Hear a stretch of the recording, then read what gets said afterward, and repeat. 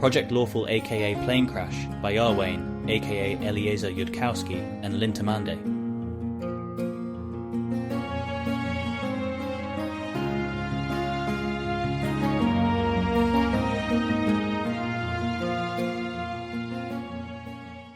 The Minister for National Affairs should mind that it could also be Klepati, offers Zulia Kantibari, newly promoted advisor to the Queen, relying on the fact that our doubts about Pineda's loyalties might inspire us to permit it, where such an intervention, were it openly Klepatis, would generate considerable suspicion. Pineda hasn't denied it.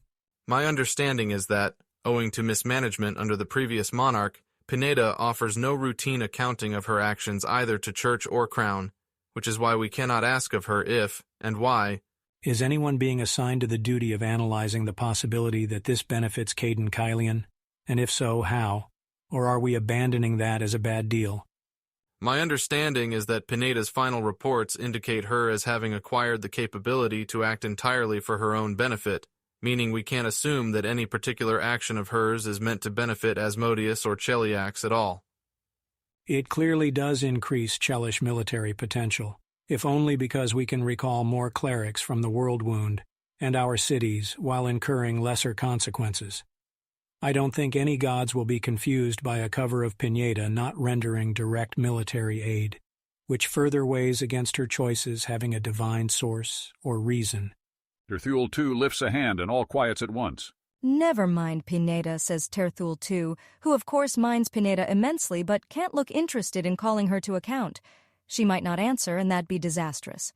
She's asked people separately to figure out what remains in Cheliax that Pineda might care about, and how it might be credibly threatened.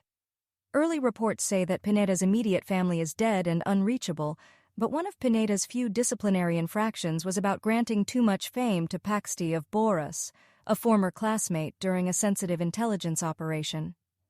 Whether it's Pineda's her hand or another, we ought not to rely on it for wartime logistics, in case it's then withdrawn. Beyond that, any scheme that strengthens Asmodeus strengthens us. Obviously false, but no one's going to call her on it. Pineda's loyalties will become apparent when we go to war. Most loyalties do. And that's quite enough on this dangerous topic. Time to steer for...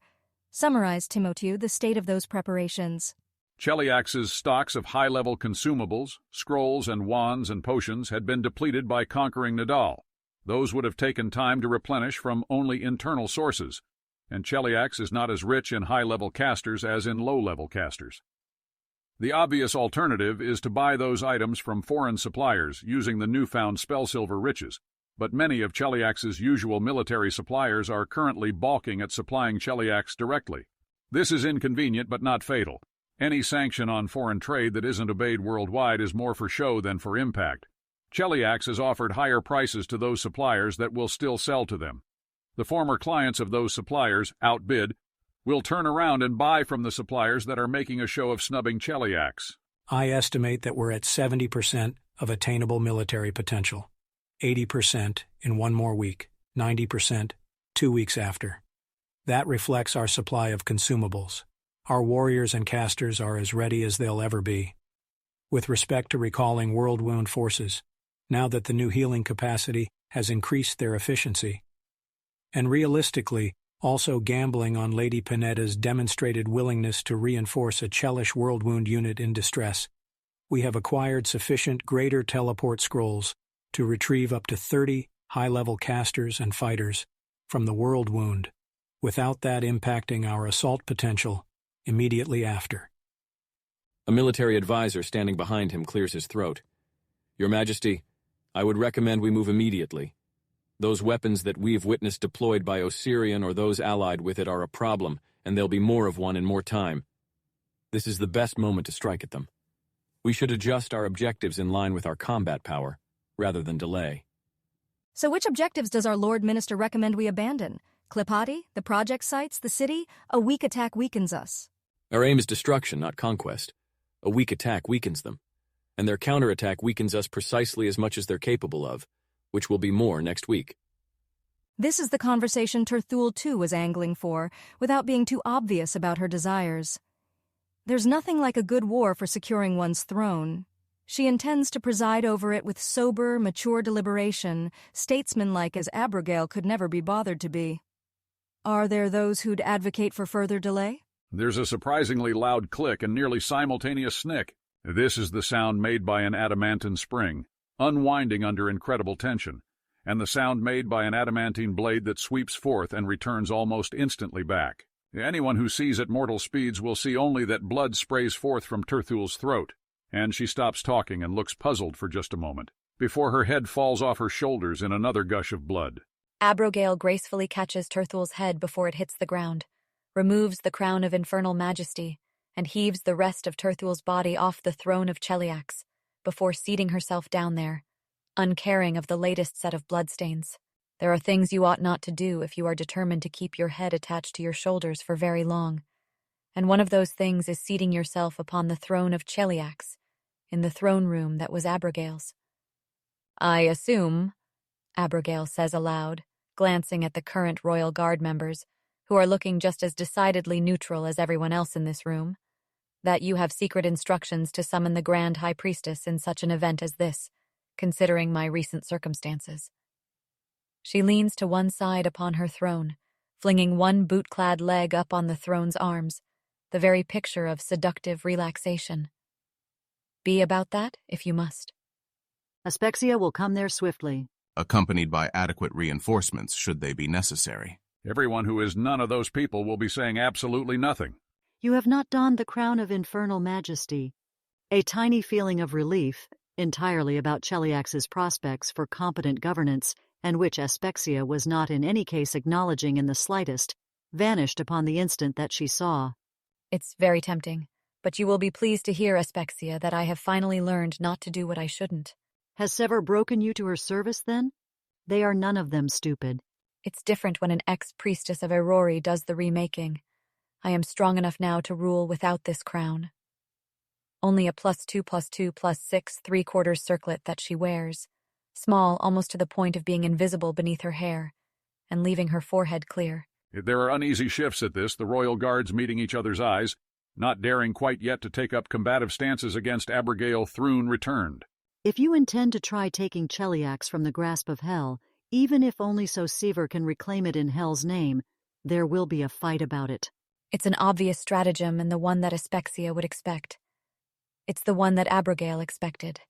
That Sevar would send her back to liberate Cheliax from Hell's grasp, make it true that the country was now ruled in its own name and without Asmodeus's compact. So that Sevar would receive all the souls there, after she claimed Cheliax back from Abigail's hands, in Hell's name. It's the stratagem that would make sense of why Carissa Sevar did not simply return wearing the crown and claim Cheliax directly. Abigail still doesn't know why that was not the plan, but she has her orders. There is, however, no need to say that right away. Sounds like an expensive fight. I see you have undergone insufficient torment to cure your optimism. You could have been slain upon this spot, Gorthoklek, having come to this place not fully prepared for war. I too would have died, but I would be resurrected afterwards, and you, utterly destroyed. The Alani philosophy of weaponry is still being revised to incorporate and counter magic, but it isn't designed with an aim of giving the targets a chance to fight back, or act at all, really.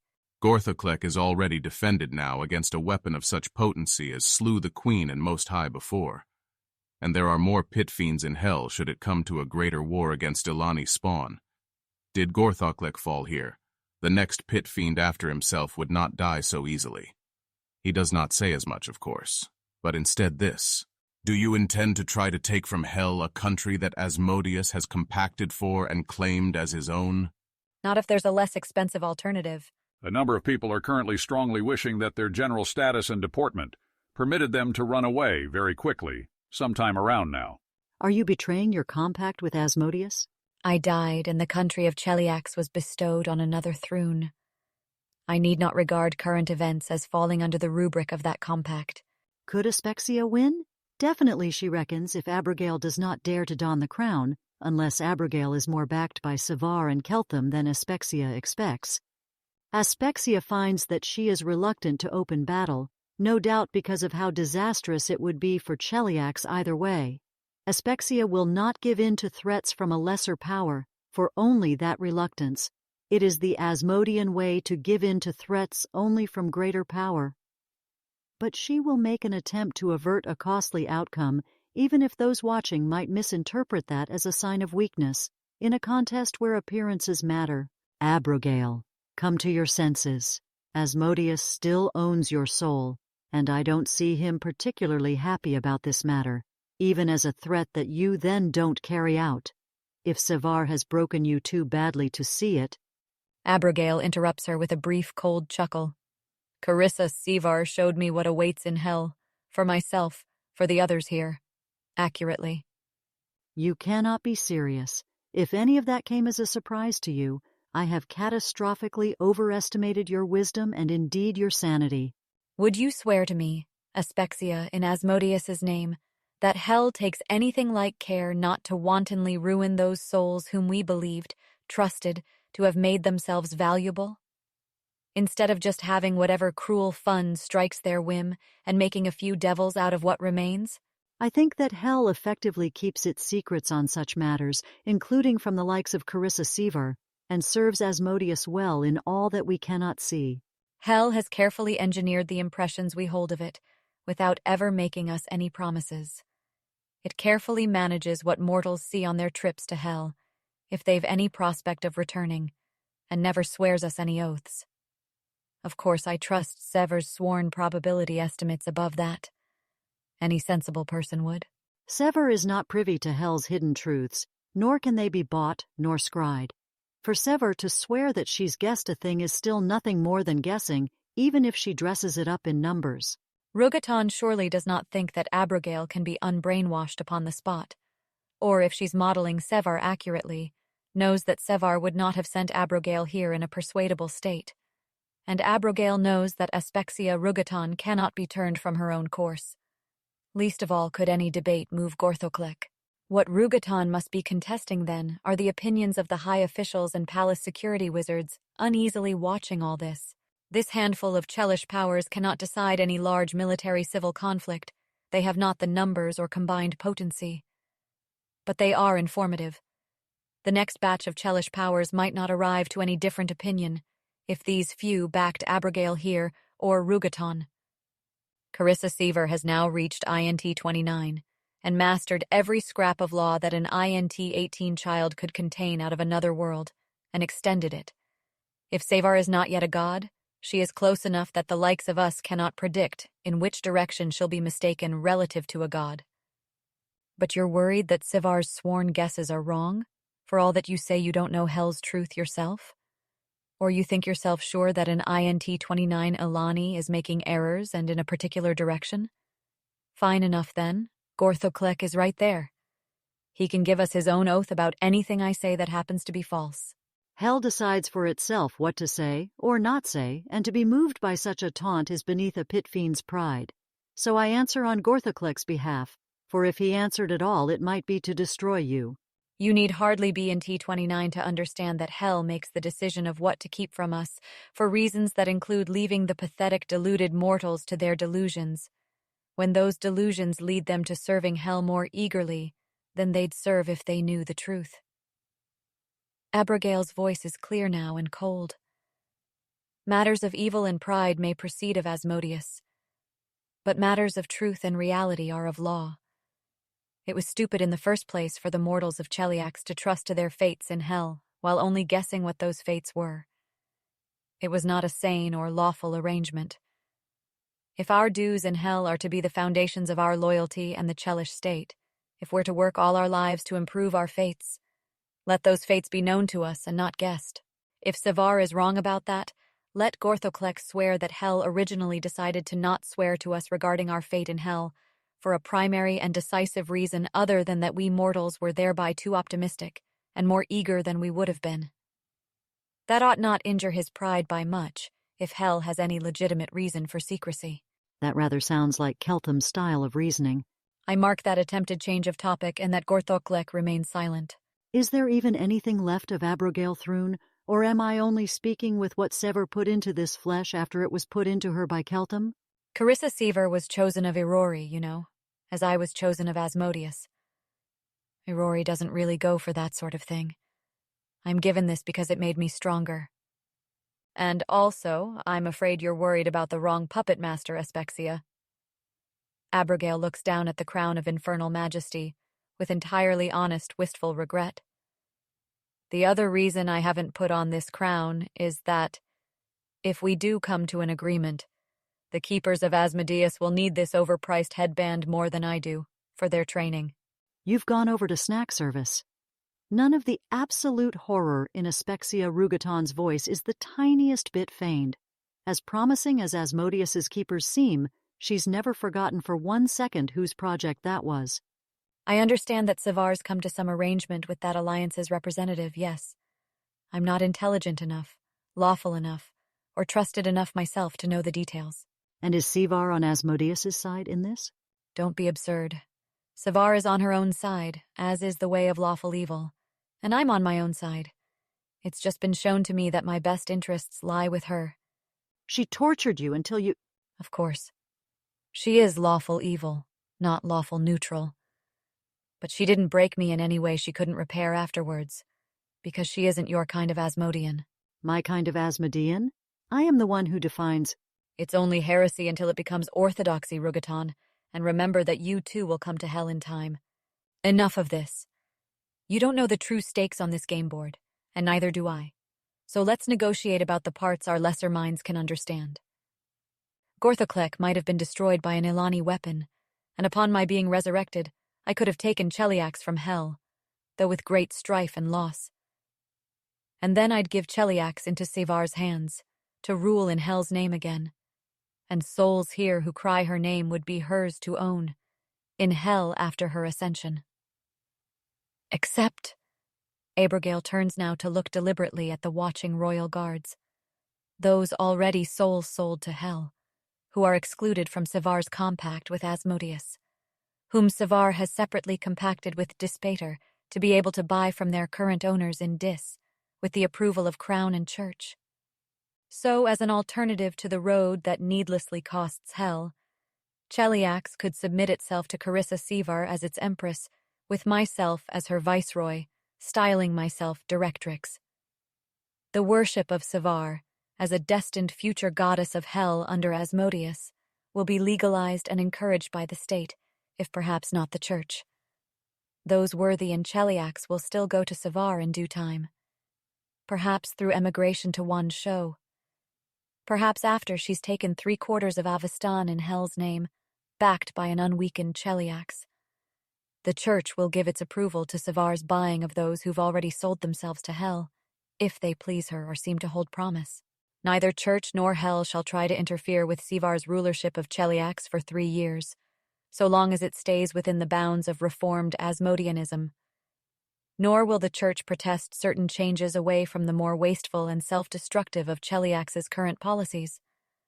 On Sivar's own oath, that she expects all those changes together to increase the number of souls that come to hell eventually, compared to what would have come about if she did nothing at all. You do not trust me, of course, and I do not trust you, but we both aspire to lawfulness, and Gorthoklek actually is lawful, and neither of us wishes to expend Cheliax's strength in a conflict between us. Lawful beings need not waste their strength so, if they both prefer doing something else. That we do not trust one another, that we do not have the same goals, these are obstacles that we are both incentivized to pay some little cost to overcome. It isn't even hard for us being lawful and knowing one another for lawful. We'll set up cutouts in Cheliax's command structure whereby I or Sevar cannot just betray the country to good, or whatever it is you fear we'll do with it. And your and Gorthoklek's oaths, somewhat severer than those you've made before, will properly forbid the church to use those cutouts to take away our country. It's an offer that works for everyone, really. You should all be grateful that Savar is the sort of lawful evil who'll give you the chance at it. And the coming war with Osirian? In a word, no. Those preparations will prove useful, but we'll conquer where the Empress says we conquer, and Seaver will take care of talking it through with Keltham first. I am not going to tell you any details of what would happen to us otherwise. You might not believe the plain truth about what they can do, before seeing evidence that will be demonstrated in some little time. There are many uneasy glances, then, among the sort of Chelish powers present who are not mainly thinking about running away. Snack Service made mention of the keepers of Asmodeus needing to be ready before we attacked Osirian. It would have been truthful given what it knew, expected at the time. Carissa Seaver has altered Caden Kylian's plan. Let him pray that she does not alter it any further. I frankly fail to see how any of this benefits you. Asmodeus would still own your soul, and he seems unlikely to be pleased with your concept of loyalty. Dispater himself could not sell you to Savar even if he wanted to. You will never come to her hands in death. Carissa promised me she'd make a reasonable effort to do something about that, and said she thought she could, though she said I couldn't know the details. For a second, there's just sheer disbelieving silence in the throne hall of Cheliax. I thought you stronger than to have been that brainwashed that quickly, if you can still talk this coherently at all. Abigail to reign in Cheliax, Earwain. I'd have believed her even if she hadn't sworn to me that she didn't expect that my own expectations were too optimistic, and that she wasn't concealing those details primarily in hopes I'd make a mistake that benefited her. She's Carissa Seaver, not Asmodeus, and soon all Golarion will learn what that means. Now let us be about our necessary business, Most High, for I have a great deal of work to do, and a planar binding to perform on one of Hell's most recent petitioners. Abigail nudges the decapitated head of the former Terthul II with one foot. This isn't actually escaping me that easily. And by the end of that day, in near competition with how fast spies and rumors can spread news across Golarion, the country of Cheliax will send out messages, by ambassador and also by other means, to announce the peaceful annexation of Cheliax into the Severian Empire. The Severian Empire realizes this trend might worry other countries. The Severian Empire strongly suggests that the delegates of many countries come together to negotiate a new, more stable international order. The Severian Empire is eager to engage in peaceful and lawful negotiations with such countries as may know law, in order to achieve more mutually beneficial outcomes for both parties than might have been achieved without such negotiations. That said, the Severian Empire is lawful evil and fully intends to conquer weak and vulnerable territories like Wan Shao used to be. The Empire may annex any countries which don't negotiate a guaranteed place in the New World Order, including aspects like contributing to world-wide defense and including satisfactory guarantees on points like exit rights for their citizens if they want to move to a Severian country instead. Nidal is a fair example of who might have been next if Cheliax weren't already busy digesting them. This arrangement is the product of negotiations between Carissa Sevar and Keltham of Elsewhere. Keltham's own part in that arrangement is that he will not protect countries that do not come to the negotiating table and negotiate reasonably there. Pilar Pineda's part can come as a surprise to anyone who insists on being silly, as a good faith gesture of their own cordial participation in the new international equilibrium to be negotiated. The new Cheliax is voluntarily adopting a temporary moratorium on maledictions pending other negotiations. Absorbing Cheliax into the Severian Empire is going to get a lot of entities paying attention who were not paying quite that much attention to the earlier fight in Wan Shao, and who'd dismissed the scientific revolution as a one-off import of extraplanar knowledge about spellsilver alchemy. One might possibly worry that a public takeover of Cheliax was a risky move for Keltham to allow Carissa Seaver to make. Most attention will be aimed at Carissa Seaver, but it's also going to get a lot of people, and liches and ancient dragons and gods, taking Keltham more seriously than before. It was ultimately more an intuition than anything else, by which Pilar made that call, that they were entering an endgame unseen by Nethys, and that the game's nature was not to be winnable by timid play. That it mattered to have it be seen, and also mattered to have it be true, that Cheliax on the eve of war suddenly turned its sword's aim from opposing good to opposing evils, and ceased from the worst of its cruelties. That it was worth doing, above all, for the sake of that thread of painful, disbelieving hope that would run through Golarion like a hitch in the world's breath. But exposing so much capability does involve, unavoidably, a chance that a certain deity will finally have enough information to figure out the plot. And then... Carissa Seaver now definitely has his personal attention, yes. Annoyingly, that doesn't give him very much information in this case. He compacted not to peek through Ottolman's veil, and if a mortal stays mind-blanked outside that veil, even her having sold her soul to Disparta, does not allow Disparta to read out her thoughts without more effort than Asmodeus cares to pay Disparta to exercise. But it's obvious enough that Carissa Sever is playing this game on her own behalf, as is not wholly to Disparta's benefit, who in turn is not entirely aligned to Asmodeus. And that's entirely fine, as Asmodeus considers his aesthetics. But Carissa Sever had better be benefiting the tyranny in all this. Aspexia Rugaton will carefully scrutinize, with the aid of Gorthoklek, every significant order that Abigail Thrune conveys. Sevar is not weakening Cheliax in any drastic respect, except that Osirian's scientific revolution is gaining steam while it prances about uninvaded, and Sevar has promised clear evidence to be delivered shortly that Keltham had the capability to defeat Cheliax's military if that invasion had actually been carried out. Sever has also promised and begun maneuvering for negotiations whereby the keepers of Asmodeus will be placed in power and responsibility over all greater Ilani weapons as those inventions are inevitably discovered, though the keepers will swear to carry out Otelmens's purposes alone when they act in that capacity, without tricks or favoritism or any manner of shenanigans whatsoever. It will be argued, truthfully, that only Asmodeus's rigors can suffice to train those who could actually be entrusted with such a duty, among those very few mortals well suited to Asmodean rigor.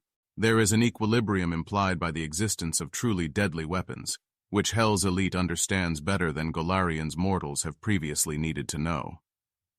On Gorthoklek's own analysis, Cheliax is not being maneuvered into a position that will cripple its ability to serve Hell later. Sevar is executing some non-obvious correct maneuvers to position Cheliax for that long game, which Gorthoklek would not have been permitted to reveal if Sevar had not made them, which isn't to say that they ought to trust Carissa Sever for that reason. Carissa Sever is obviously, this is blatant from Gorthoklek's viewpoint, playing some game against intelligences of divine level, which is to say, against Caden Kylian or Asmodeus or both. Sevar is playing that game competently, and has honed her policy to yield no evidence that she is breaking with either good or evil, and as for whether it's evil or good from which Sevar is trying to hide her allegiances, all not privy to her purposes are left with their prior odds. Most probably, if Gorthoklek takes obvious inferences at their face value, Sevar is not committing herself fully to good or evil. She is waiting to demand a further compact with Hell that she deems her fair share of evil's gains, and will demand more of her desiderata, possibly sentimental ones at that time. Or Sevar may know well that she's irrevocably cast her soul's fate with Hell, but could be trying to deceive Hell's other minions about whether that threat has power to move her, in hopes they'll tread more cautiously and generously around her. It's an analysis that would be more reassuring if the new Carissa Sever were not 3 int ahead of Gorthoklek, though even in the worst case of Ilani transmuting diamonds, Sever must be much less wise. But still, Aspexia doesn't like the part with suspending maledictions. It really comes down to that, in the end. All of Aspexia's instincts are shrieking to her that ending maledictions is much more something that good people invent clever lies about when they're pretending to be evil than that evil people think of doing to deceive good. And if that's a ploy by Carissa Sevar to fool somebody else, then it's also working on Aspexia Rugaton. The aspect of Asmodeus paying attention is not quite able to understand all that his most favoured squirrel is thinking. But he understands of Gorthoklek that Carissa Sever is not being allowed to play Cheliax into an untenable position, that Cheliax can be taken back from her if she oversteps herself. And that's most of what he cares about right now. That if Sevar betrays Hell, it is her and not Cheliax who will regret it more. His position has fluctuated wildly these past months, but it still appears to be notably ahead of where it started. Namely, with Cheliax facing down Galt and Andoran as serious opponents and trying to hold on to the remainder of its diminished territory, and Zon Kuthon as an ancient rival for lawful evil's final throne. Asmodeus isn't going to get this one. Even if a larger fragment of him is paying more attention, the matter is too contrary to his nature. The truth is not in Serenre's nature, or Desna's or Abadar's, for them to read through from only glances. But there's one non-allied god whose nature it matches all too well. Iomide was already paying attention. Not literally as much attention as she can, but as much as she can afford. Iomide has been paying attention since the start of a god war under mysterious circumstances, in which Zon Kuthon ended up sealed, and Iomide obtained his vault's key. She paid more attention after Caden Kalian's anomalous actions against her intelligence network in Cheliax, actions by one good god against another, at the behest of Nethys. When Paranza called out to her, Iomede learned that Keltum, a mortal from outside creation bearing precious knowledge, was the trigger to set all those events in motion. She coalesced herself then, and considered many possibilities. Then her greater self set out conditional response patterns for her splinters, abstract reflexes wiser in many ways than a mortal's full deliberations. A more knowledgeable civilization might have the metaphor of a not overly deep function approximator, trained on a dataset that was itself produced by something greater and smarter than a mortal. A god splinter can predict and act with insight greater than any mortal, but only if it is, in some sense, usual insight as seen from an inhumanly broad perspective on what is high probability. A god splinter's performance degrades as events go out of distribution. There's a certain sense in which a god splinter is not ultimately as smart as a very smart mortal, though even then there are kinds of classic mortal errors that a god splinter just doesn't make. When Keltum left Cheliax for Osirion, Iomede's fragment spoke to him at Abadar's behest, and caught more detailed sight of Keltum than she has of most of her own paladins. Mostly because she expended the energy to see him, but also because Keltum had, even as he spoke to her, decided that the evil afterlives would stop existing. There is a way of thinking like that, which is not a grand speech to convince an audience, nor a performance of certainty to convince yourself, but only the decision to walk those possible roads through time. Iomede sometimes tries to gesture at this concept to mortals through the doctrine, Iomede is the goddess not of fighting against evil but of victory over evil, even though you can't get victory just by declaring yourself in favor of winning. It was the most visible to her that Keltum would ever be again. Shortly afterward he severed himself from Abadar and donned magic items that made him more expensive to read. Gods can read through those anyways, with an effort. It does not mean that a young god like Iomede can spare the cost. And had any greater god paid the price of a lesser peek at Keltum's surface thoughts during the month after he arrived in Osirion, they would have found that his thoughts were mostly on the details of the scientific revolution, on what he needed to teach to pay back Abadar's investment in him. Even when Keltham dealt with lawful evil sellers, to buy scrolls and items, he thought only in quickly suppressed flickers about why, having already decided what, like a fragment of a god, set on course by a greater self. It was a needless precaution in the end. Reading a mortal mind really is not a routine activity for a god. The ancient gods have a hard time understanding mortal minds unless the mortal's thought lies very squarely within their domain.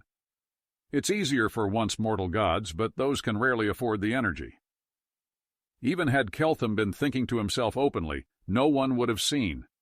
Except Nethys, of course, or any other god that Nethys' fragment chose to inform if that part of himself had the sanity for that.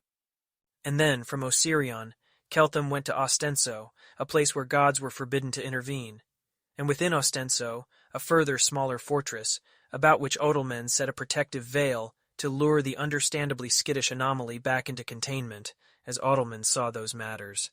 For most gods to peer past that veil, they would have needed to spend great efforts, and a younger god would have needed to coalesce and go in person, meaning the god would need to be suicidal. She did spend noticeably less effort on thinking about Keltham after that, since there was a decreased probability that she would be able to do anything about him or for him. She focused more of her attention on managing his impacts. Then Keltham gifted some blurrily perceived vast amount of wealth, power, potentiality for good to 3 high-leveled wizard followers of Iomede on behalf of her church, who were temporarily forbidden to tell the rest of her church or pray about it to Iomede. It wasn't actually sufficient precaution to prevent Iomede from perceiving the event, when some of her faithful thought that Keltham had given them the key to victory over evil in Golarion, and maybe even many planets beyond. Trying to suppress your emotions and not think too excitedly about that prospect doesn't actually avert Iomede's attention. She's not the goddess of being excited about victory over evil. If you're just going to do it and not get excited about it, that counts too. But Iomede is being careful in how she updates on that leaked observation. If Keltham is honestly trying to give her church a great aid in its purpose, despite what he sees as a risk of that act triggering Iomede to some unwanted by him action or realization, but he is daring to help anyways for goodness' sake, then Iomade will just let Keltham give her people that gift, and not let that trigger any adverse actions by her, unless she'd have arrived at the same conclusion by another pathway, so that Keltham is not disadvantaged by his goodness. It's frustrating to her how often good seems to feel the need to treat adversarially with good, but she at least knows better. Her splinter doesn't fail to note that Keltham's attempted concealment of his gift seems possibly related to Caden Kylian shutting down Yomide's spying apparatus in Cheliax. But even having observed this, it doesn't fall into an obvious greater abstract pattern for why. Why would good fight good instead of negotiating? The Keltham from her vision was dealing with pain, loss, confusion, doubts about whether anything around him was real. Those are major predictors in mortals, large parts of who they are and how they choose. Where righteous conviction guides mortals to try to discard those parts of them, it tends to guide them very badly. And so those are worrying. Where she saw them in Keltham, no matter how much skill she also saw and trained about evaluating what are the consequences independently of how he feels at the time. Iomade has seen previous cases of people who were previously more congruent to her, becoming less congruent as they decide that her church is not doing enough, that lawful good is inconvenienced too much by its binds of law and goodness, whereupon they go off to do things that don't work, to do things that trade badly between resources now and resources later, to make it harder for good to cooperate with good. That is a known pattern to her, and pain and loss can trigger it. But to give the Church of Iomade some great gift is not usually what former Iomedans do if the need to defeat evil drives them to break with her church. It does sometimes happen that somebody driven to extremes keeps enough good or law to mitigate his own harms if he can. But more usually, when former followers of Iomade turn against her or her church for having thought too much on hell, they turn more dramatically against their former companions, or the rarer ones who'd still give some vast wealth they'd come across to Iomede's church, wouldn't try to hide the fact from Iomade. They'd be sharp about it in her direction. The other explanation of Keltham's behaviour is that he thinks that the matter in which he is engaged is one in which she cannot or will not aid him, and he prefers for some reason not to negotiate about that. And it is not impossible that he has evaluated that correctly. It's not a matter about which a mortal would usually be correct, but the Keltham she spoke to, shaped as he was by his anguish, was in fact also thinking clearly about whether he could destroy the evil afterlives, had a habit of trying to think clearly on factual questions, even if they touched dearly on things that mattered to him. Soul structures like that lie close to the heart of her domain. The smallest fragment of herself would see it and also know the consequences. People like that can potentially be great allies to good. But somebody close to Iomede's own way of thinking, in that regard, is also potentially much more dangerous than a typical cleric of Abadar. Thinking efficiently is close in thought space to thinking lethally efficiently. Iomade, as a mortal paladin of Erodin, did not like to kill people, especially not ones who'd go to evil afterlives, but she was very, very good at it when she deemed it necessary. And though Keltham arrived in Osirion with protective deontologies, he was a kind of mind that would dare to trust himself to recalculate his deontologies if he found himself in a different universe, as would Iomade herself have so dared when she was a mortal paladin of Aradin, if she found herself in a sufficiently different place. It is not lost on Iomede's fragment that a true outsider, arrived from a world that knew less evil, might have set in an emotional and moral equilibrium much more horrified by evil. And in that case, one simple way to end the evil afterlives is by destroying creation, if you can. She expects that Keltham will not lightly take that option, that he would prefer to ally with Iomade to save creation rather than destroy it, if he trusted that alliance to succeed. Iomade would also destroy some imaginable universes, if she could, and didn't have better options for fixing them. But Keltham, in her estimation, would take the destructive option more readily than she would, destroy universes that she would try to save. It is a parameter that also varies within her paladins, and between those who can and cannot become her paladins. If Keltham makes a pact with Ahriman or Karen, if he seeks to travel into the deeper abyss to treat with the Clipoth, if he becomes harder to see in the ways of those touched by the outer gods, or if Keltham chooses some not really evil way to make himself evil or chaotic, moves within one alignment step of Rovagug, then the splinter of Iomedae will know at once what that means and why. It is a cash hit for her. There have been times before when people broke with her and tried the obvious paths for destroying creation. The Iomedae splinter has done her planning for that contingency in advance. She estimates from vision that Keltham, if he decides creation must end, will not be happy. It will set pieces of himself at war within himself. One doesn't need to be broken by pain in order to coalesce around that pain in a way that's high tension, that might reconsider its choices if it found happiness. Not necessarily in the way of having made a mistake, but in the way of mortals being able to coalesce around their feelings in more than one possible way. So an obvious strategy would be to lay a trap for Keltham outside of his veiled fortress, put him into a position where her followers could clearly otherwise destroy him, as would then be in her own interests, and accept instead Keltham's oath-bound parole, probably given with his own desperate relief, to work with her instead all his days. Iomedae has done that before, very rarely, with mortals valuable enough that she can allow herself the effort to save them. She mostly does not expect this to happen. The thing about the class of possibilities where Keltham tries to destroy creation is that, in the Iomedae splinter's estimation, they require Keltham to be an idiot. Her splinter's usage of the concept is precise, not the derogatory mortal form.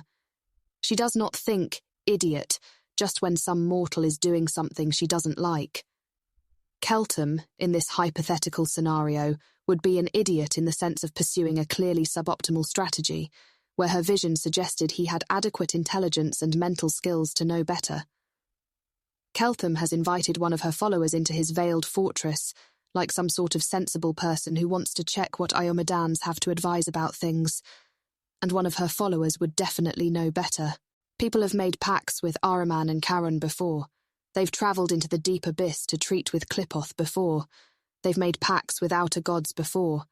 Ninth Circle wizards have tried all that, and creation is still there.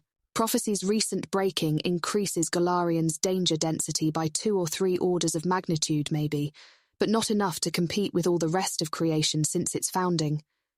In the great beyond, there are obscure planes with obscure dwellers, gods in whose domain lies secrecy, divlords and demon harbingers with their own fragments of foresight, ninth circles with demiplanes they've put outside of time and prophecy's usual flow, who might want to destroy creation, if creation was that easy to destroy. The way that pain and loss at times leads ex-Iomedans to try to destroy creation is that they start thinking that if you turn from good to evil, from law to chaos, if you throw away all your scruples, so great and dramatic a sacrifice must negate everything common sense says about why that plan wouldn't turn out well in real life. It has to work if you sacrifice enough. If you do something as dramatic as throwing away your goodness or your law, reality has to see your pain and determination and be moved somehow. It has to be worth something after you paid so much. Mortals sometimes think like that when they break with her. The Keltham that she saw in vision would not break in that direction.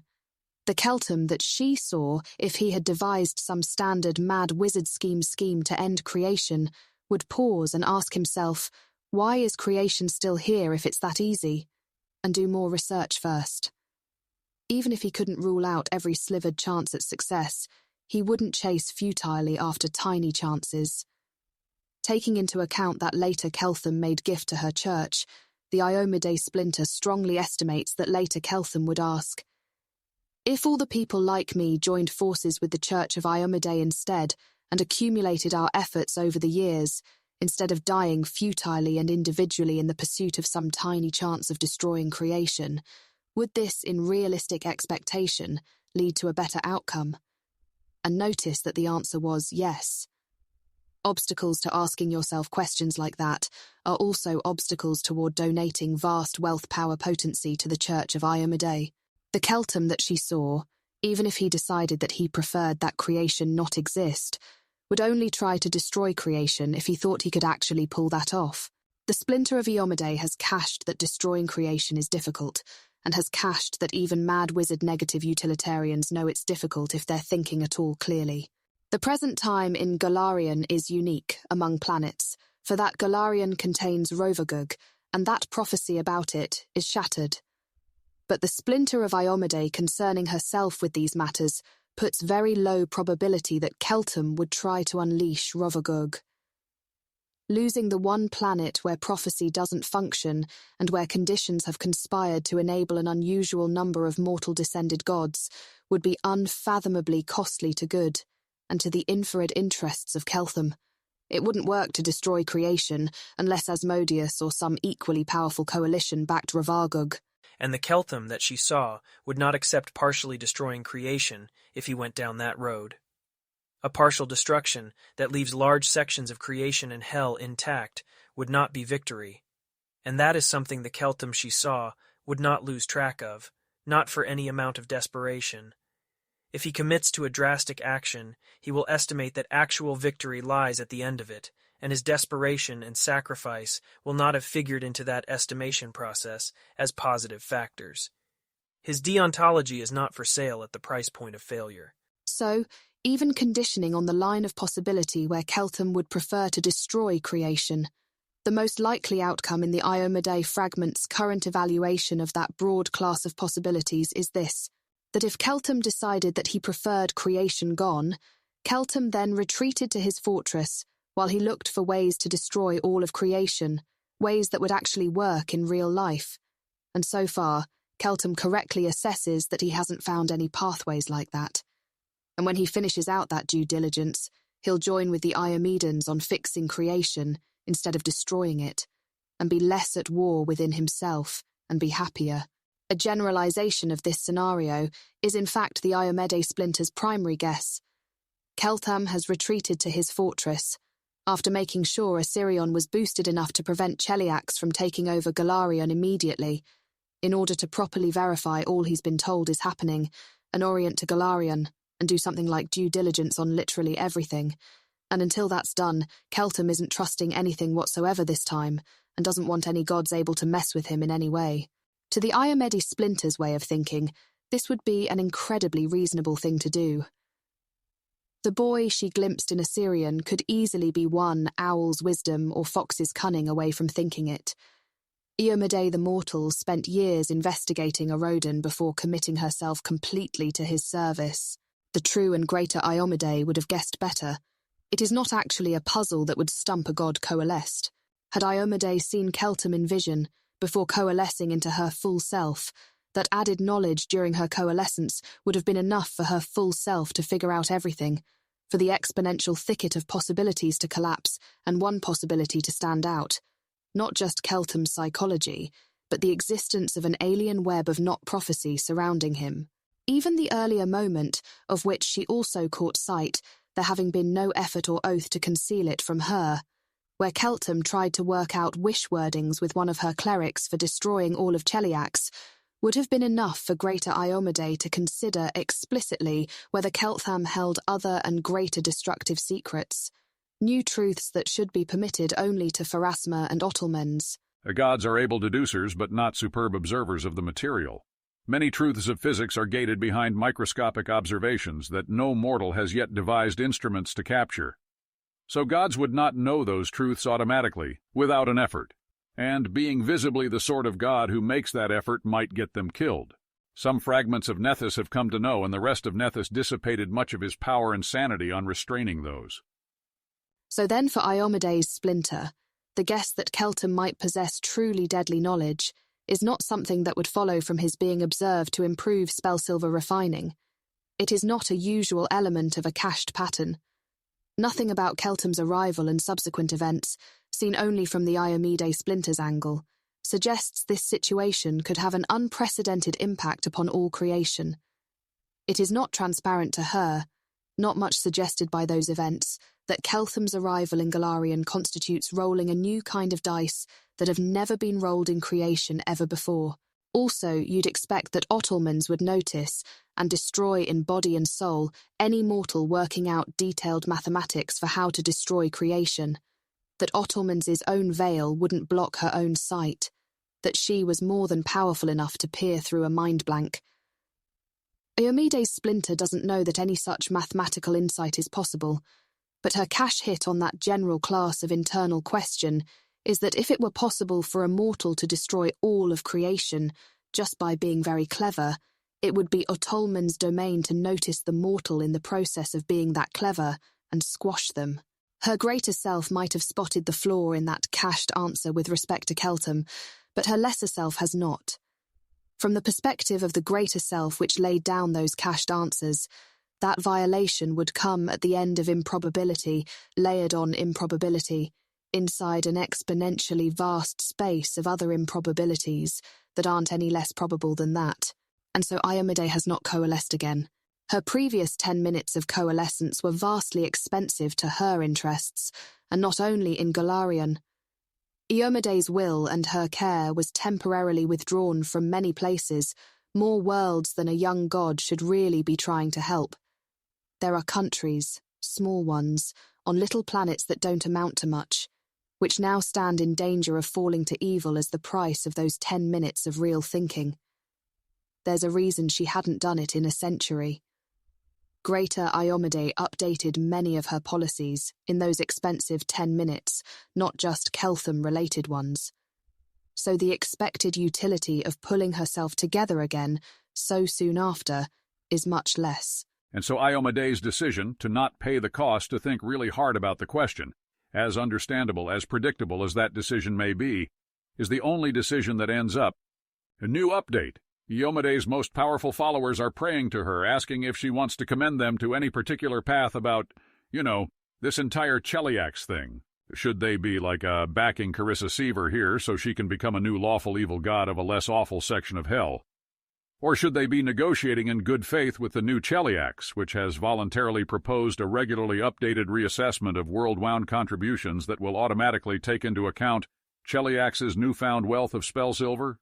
Or should good be backing factions from out of the old Cheliax in order to foment internal strife and stop Carissa Sevar from conquering all the parts of Golarion that don't negotiate treaties with her? They know Iomede almost certainly can't afford to answer them, but nonetheless they have so many questions. Her second reaction, Iomede is not as encouraged as a mortal might be by how Cheliax is potentially positioning itself for positive changes, or at the stay order on maledictions. It looks overtly good, better than the mortals realize, probably better than Hell's local emissaries realize, but minds at Carissa Sevar's intelligence level can play effective games of deception against gods. Past a certain threshold level of intellect, the masquerade is just correct, and even a substantially smarter mind can't pierce through it. And that leaves you with your priors. It's not lost on Iomede that Carissa Seaver would be a probable improvement as a new lawful evil god, but Iomede cannot see a plausible pathway for Carissa Seaver to fulfill her cult's announcements and promises. The Church of Iomede will be instructed to treat Carissa Seaver as no more trustworthy than Asmodeus, and to relax no vigilance against Cheliax, unless and until lawful oaths about shared purposes and straightforward coordination are offered them. If Carissa Sevar wants to work with good on anything, she can say so to good directly.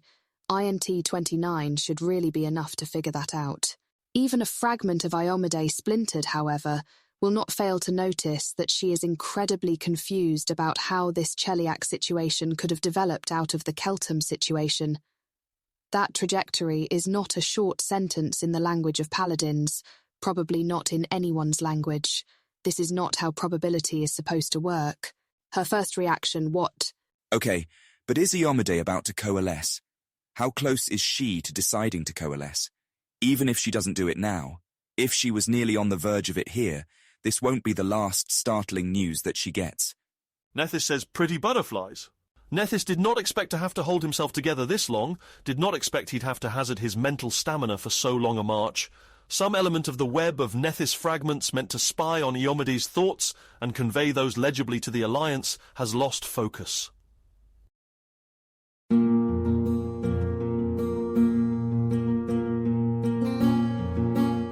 If you wish to support this AI reading and others like it, please visit patreon.com/AskWhoCastsAI. Any help is appreciated. And thank you to executive producer John Doe 7776059.